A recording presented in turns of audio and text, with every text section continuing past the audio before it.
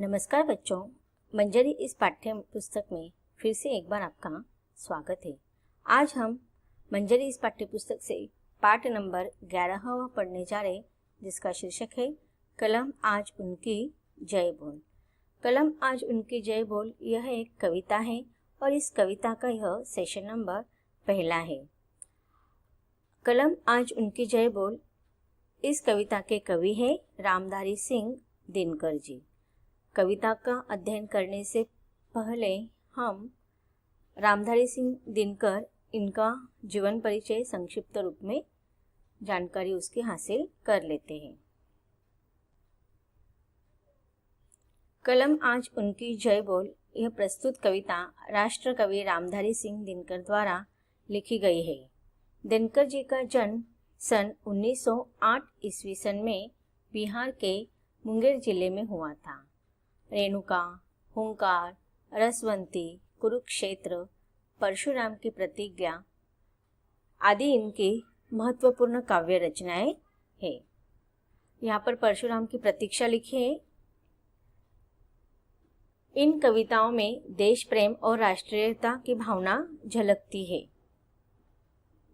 रामधारी सिंह दिनकर इनको पद्म भूषण ज्ञानपीठ पुरस्कार एवं साहित्य अकादमी पुरस्कार से सम्मानित किया गया है। कवि रामधारी सिंह दिनकर इनका देहवासन सन 1974 में ईस्वी सन में हो गया। यह है कवि राष्ट्र कवि रामधारी सिंह दिनकर इनका संक्षिप्त जीवन परिचय, जो आपके पाठ्य पुस्तक में ही दिया है। अब हम इनके द्वारा लिखित कलम आज उनकी जय बोल इस कविता का विस्तार के साथ अध्ययन करेंगे। कलम आज उनकी जय बोल। प्रस्तुत कविता में कवि दिनकर इन्होंने उन असंख्य शहीदों का गुणगान किया है जिन्होंने अपने त्याग और बलिदान से देश में नई चेतना जागृत की थी या जगाई है। इस कविता कलम आज उनकी जय बोल यह कविता 3 अलग अलग स्टांजा में है। हम इसको एक एक स्टांजा के रूप में पढ़ेंगे। कवि कहते हैं कि कलम आज उनकी जय बोल, जला अस्थियां बारी बारी, छिटकाई जिसने चिंगारी, जो चढ़ गए हैं पुण्य वेदी पर, लिए बिना गर्दन का मोल। कलम आज उनकी जय बोल। अब देखिए यहाँ पर लेखक ने कलम को जय बोलने के लिए क्यों कहा है, क्योंकि उस समय जब हमारा देश अंग्रेजों के गुलामगिरी से गुजर रहा था, उस समय अनेक शहीदों ने, वीर जवानों ने अपना जीवन का बलिदान किया था। अब अपने देश के प्रति प्रेम की भावना व्यक्त करने के लिए उन्होंने अपने जीवन का बलिदान कर दिया, अपना सर्वस्व न्यौछावर कर दिया। तो यहाँ पर कवि कहते हैं कि चलो, क्रांतिवीरों ने, शहीदों ने, क्रांतिकारकों ने तो अपना देश के प्रति कर्तव्य भाव निभा लिया है, लेकिन अब हमारी बारी है, हमें भी देश के प्रति प्रेम की भावना निभानी है, हमारे कर्तव्य को निभाना है। देश के प्रति जो मन में प्यार है, स्नेह है, वह हमें अब निभाना है। तो इसके लिए कवि कहते हैं कि भले ही हम युद्ध क्षेत्र में जाकर अंग्रेजों से स्वतंत्रता के लिए युद्ध नहीं कर सकते, या फिर सीमाओं पर जाकर हम वीरों के जैसे शहीद नहीं हो सकते, लेकिन हमारे पास एक अब ऐसा माध्यम है जिसके सहारे हम इस संसार से हमारे देश के प्रति जो कर्तव्य की भावना है उसको व्यक्त कर सकते हैं, और वह कवि साधन कर बता रहे हैं, वह है कलम।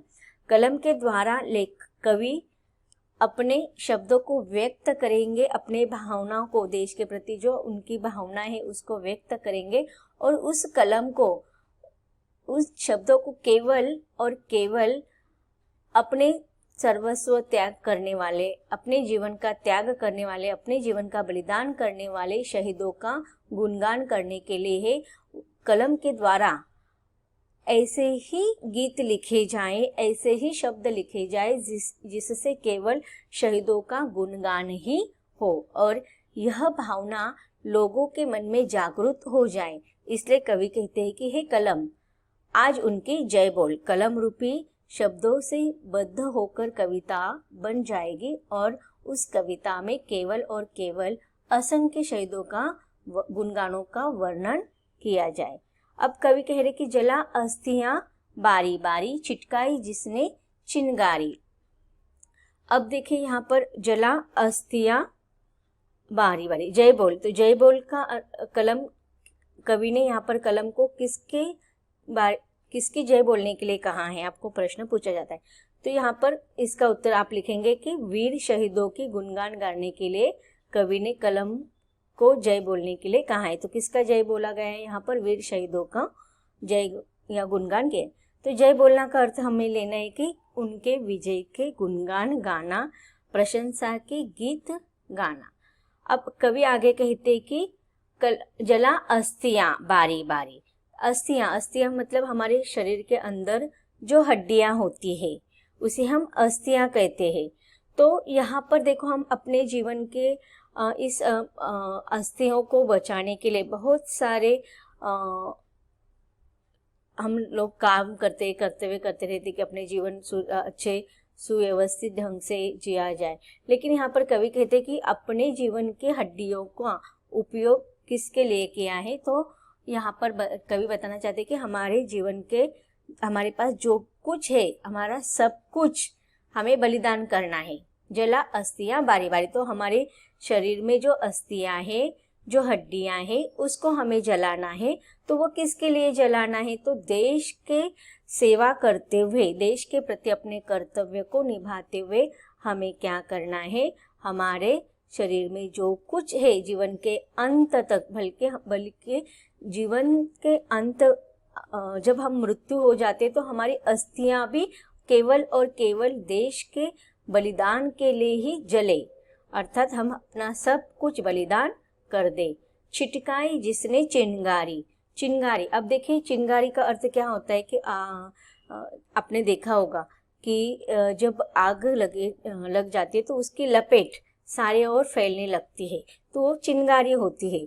छिटकाई जिसने चिंगारी, तो यहाँ पर कवि कौन सी चिंगारी छिटकाने के लिए कह रहे, तो जिस लोगों के मन में क्रांति रूपी भावना की चिंगारी, लोगों के मन में क्रांति रूपी भावना की चिंगारी कवि यहाँ पर सर्वत्र फैलाने के लिए कह रहे, कवि यहाँ पर सर्वत्र छिटकाने के लिए कह, या फिर नई चेतना की भावना, देश प्रेम के प्रति विद्रोह की भावना, हमारे शत्रुओं के प्रति मन में विद्रोह की भावना, अंग्रेजों के प्रति, अंग्रेजी शासनों के प्रति सर्वसामान्य लोगों के बीच में, जनता के बीच में विद्रोह की भावना रूपी चिंगारी फैलाने के लिए यहाँ पर कवि कह रहे, जो चढ़ गए पुण्य वेदी पर लिए बिना गर्दन का मोल। अब देखिए यहाँ पर पुण्य वेदी किसे कहा है कि जहाँ पर अच्छे काम करने के लिए अपने जीवन का बलिदान दिया जाता है। पुण्य वेदी का अगर हम यहाँ पर अर्थ लेंगे शहीदों के रूप में, तो फांसी का फंदा और गर्दन का मोल। मोल का अर्थ क्या होता है कि कीमत, कि अगर हमें कोई भी चीज़ खरीदने के लिए जाना है तो हमें उसके बदले में कुछ ना कुछ देना पड़ता है, तब हमें वो चीज़ मिलती है, मतलब उसकी कीमत करनी पड़ती है हम। तो यहाँ पर कवि कहते हैं कि जब वे चढ़ गए पुण्यवेदी, अर्थात फांसी के अपना कर्तव्य निभाते हुए जब वो फांसी के फंदे पर चढ़ गए, तो उन्होंने अपने बिना गर्दन का मोल, के अपने गर्दन के, अपने शरीर के जो आप लोगों को पता होगा कि फांसी देते समय गर्दन में वो फांसी का फंदा डाला जाता है और उस समय उनकी जान चली जाती है वह। तो इस प्रकार कवि कहते हैं कि हम आज के जीवन में देखते हैं कि कोई भी चीज़ अगर हमें चाहिए तो उसके लिए हमें खरीदना पड़ता है, लेकिन उन्होंने अपने देश के प्रति अपने कर्तव्य निभाते हुए अपने जीवन का बलिदान कर दिया, अपने जीवन की कोई भी कीमत नहीं लगाई, कोई भी मोल उन्होंने नहीं लगाया है।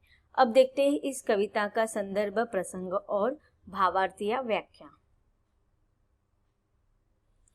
पहले कविता का जो काव्यांश है या पद्यांश है उसका संदर्भ आप लिखेंगे। प्रस्तुत पंक्तियां हमारी पाठ्य पुस्तक के मंजरी के कलम आज उनकी जय बोल इस नामक कविता से ली गई है और इसके रचयिता रामधारी सिंह दिनकर है। अब इसके बाद में भी जो काव्यांश आएंगे उसका संदर्भ आप सेम लिखेंगे। उस समय के व्याख्या और संदर्भ में आप दूंगी उस पद्यांश का, आपको संदर्भ खुद आप लिखेंगे, यही लिखेंगे सेम। अब प्रसंग देखते हैं इस पद्यांश का। कवि ने देश प्रेम और राष्ट्रीयता की भावना से ओतप्रोत देशभक्तों के बलिदान का वर्णन इस पद्यांश में या गद्यांश में किया है। अब व्याख्या। कवि कहते हैं कि हे कलम, उन वीर शहीदों की विजय का गान कर प्रशंसा के गीत गा जिन्होंने अपना सब कुछ बलिदान करके क्रांति की भावना जागृत की और नई चेतना फैलाई, तथा जिन्होंने बिना किसी मूल्य के कर्तव्य की पुण्य वेदी पर स्वयं को न्यौछावर कर दिया। तो बच्चों, यह जो पद्यांश हमने पढ़ा उसका यह व्याख्या या भावार्थ या आशय आप लिख सकते हैं। अब अगला पद्यांश हम पढ़ेंगे। अगले पद्यांश में कवि कह रहे कि कलम, आज उनकी जय बोल जो अगिनत लघुदीप हमारे तूफानों में एक किनारे जल जल कर बुझ गए, किसी दिन मांगा नहीं स्नेह मुंह खोल। कलम, आज उनकी जय बोल। तो यहाँ पर कवि ने कलम रूपी शब्द रूपी अपने भावनाओं को व्यक्त करते हुए कविता का गान लिखने का प्रयास किया है और अपने कलम को वो बार बार बोल रहे हैं कि केवल और केवल आपको उन वीर असंख्य शहीदों का गुणगान करना है, वर्णन करना है, जिन्होंने अपने जीवन का बलिदान कर दिया है, अपने जीवन का त्याग कर दिया है और देश प्रेम के कर्तव्य में अपने जीवन का बलिदान करते हुए लोगों के मन में देश के प्रति नई चेतना जगाई है। अब कवि कहते हैं कि जो अगणित लघुदीप हमारे। अब यहाँ पर अगणित का अर्थ होता है कि जिसकी गिनती न की जाए, असंख्य। लघु मतलब छोटे, दीप का अर्थ होता है कि दिया। अब देखिए यहाँ पर आपने देखा होगा दिया, यहाँ पर दीप का अर्थ दो प्रकार से कवि ने बताया है। अगर हम दिया को देखते हैं तो छोटा होता है। हम देखते हैं अगर हमारे घर में कुछ उत्साह होते हैं तो अगिनत दिए जलाए जाते हैं, और वो कैसे होते हैं, छोटे छोटे। अब उस दिए में जब दिया जलाया जाता है तो उस दिए में जितना भी तेल डाला होता है, उस तेल जितना होता है उतना ही उनका जीवन होता है। उस दिए का तेल खत्म हो गया, उनका जीवन वहां पर खत्म हो गया। यह एक दीप का अर्थ कवि ने लिया है, दिया, जो सर्वसामान्य आम सबको पता है। और दूसरा दीप का अर्थ यहाँ पर कवि ने वीर शहीदों के लिए लिया है। तूफानों में एक किनारे जल जल कर बुझ गए, किसी दिन मांगा नहीं स्नेह का मुंह खोल। अब देखिए यहाँ पर स्नेह का अर्थ दीप के अर्थ से लिया है। अगिनत दीप अर्थात छोटे दीप, यहाँ कवि ने जैसे कि मैंने बताया पहला दिया के लिए और दूसरा वीरों के लिए जो लघु दीप का प्रयोग किया गया है। मांगा नहीं स्नेह मुंह खोल। तो इसका अर्थ यहाँ पर कवि ने बताया है कि यहाँ स्नेह के अर्थ में, जैसे कि दीप के अर्थ में अगर हम लेते हैं तो तेल जब तक है तब तक दिया जलता है और किसी से भी वह तेल समाप्त होने के बाद अपने जीवन की याचना नहीं करता है। उसी प्रकार से शहीदों के शरीर में जब तक उनका जीवन है तब तक वह अपने जीवन के अंतिम समय तक अपने अंदर की जो दीप की जो ज्वाला है वह केवल देश प्रेम के लिए ही वह उसका उपयोग करते हैं। और उसी प्रकार देश के आन पर जाने कितने ही वीर शहीद हो गए हैं जिन्होंने किसी से किसी भी प्रकार की स्नेह की और सम्मान का अपेक्षा नहीं रखी है। तो और इस प्रकार वे जल जल कर बुझ गए, अर्थात उन्होंने अपने जीवन न्यौछावर कर दिया है। तो कवि कहते हैं कि कलम, आज उन शहीदों की ही तुम्हें सिर्फ गुणगान करने, उनका जय आपको गाना है। अब हमने जो पद्यांश पढ़ा है उसका प्रसंग हम देखेंगे।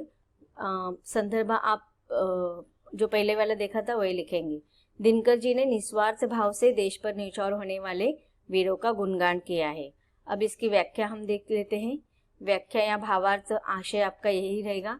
हे कलम, उनका विजय गान कर जो असंख्य छोटे दीपक जलकर बिना तेल बुझ गए, उन अगणित वीरों का यशगान कर जो देश के आन पर मर मिटे, परंतु उन्होंने किसी से स्नेह की मांग नहीं की। अब अगला पद्यांश पढ़ते हैं। आगे कवि कहते हैं कि कलम, उनकी जय बोल पीकर जिनकी लाल शिकाएं, उगल रही लू लपट दिशाएं, जिनके सिंहनाद से सहमी धरती रही अभी तक डोल, कलम आज उनकी जय बोल। अब कवि कहते हैं कि देखो, जब वो लोगों ने अपने अंदर के दीपक को प्रकट किया और वह सारा जीवन उन्होंने केवल देशभक्ति के रूप में, देश प्रेम के रूप में अपना कर्तव्य समझकर उन्होंने जला दिया। लेकिन उससे क्या हो गए, वह खुद जले लेकिन संसार में विद्रोह की भावना की लपेट उन्होंने आखिर तक छोड़ गए। अपने जीवन के अंतिम समय के बाद भी वह लोगों के मन में यह देश प्रेम की भावना जागृत कर कर चले गए। पीकर उनकी लाल शिकाएं, उगल रही लू लपट दिशाएं। अब उनका ही प्रोत्साहन पाकर सारी दिशाओं पर उनकी उन्होंने जो वह आग प्रज्वलित की है, उसकी लपट चारों दिशाओं में लाल शिखाओं के रूप में फैल रही है। उनकी लू लपट अर्थात उन्होंने जो रक्त के रूप में बलिदान दिया है, वह रक्त अब लू बन गई है और उसकी लपट सारे संसार में फैल गई है। जिनके सिंहनाद से सहमी धरती रही अभी तक डोल। तो सिंहनाद का अर्थ होता है कि ललकार या हुंकार। तो वीरों के, उस शहीद वीरों के अपने बलिदान, अपने कर्तव्य से उन्होंने क्या कर दिया, ललकारा है सारे संसार को, और हुंकार से उनसे शत्रु पक्ष भयभीत हो गई है। सहमी धरती रही अभी तक डोल अर्थात वीरों के पराक्रम से पृथ्वी पर जितने भी शत्रु है वह अब क्या हो गए हैं, शत्रुगण भयभीत हो गए हैं। अब इस कविता के पंक्तियों का हम भावार्थ देखेंगे। संदर्भ आपका पूर्वरत रहेगा। अब प्रसंग लिखेंगे आप। कवि ने वर्णन किया है कि किस प्रकार वीरों के सिंहनाद से सब भयभीत हो गए। व्याख्या में आप लिखेंगे, उन वीर अमर शहीदों ने दीपक की भांति जलकर जो तेज लाल अग्नि प्रज्वलित की, उनकी गर्म लपटें दिशाओं में उठ रही है। उन वीरों के सिंह गर्जना से पृथ्वी भयभीत होकर अब भी हिल रही है। तो बच्चों, यह कविता यहीं पर खत्म होती है। धन्यवाद।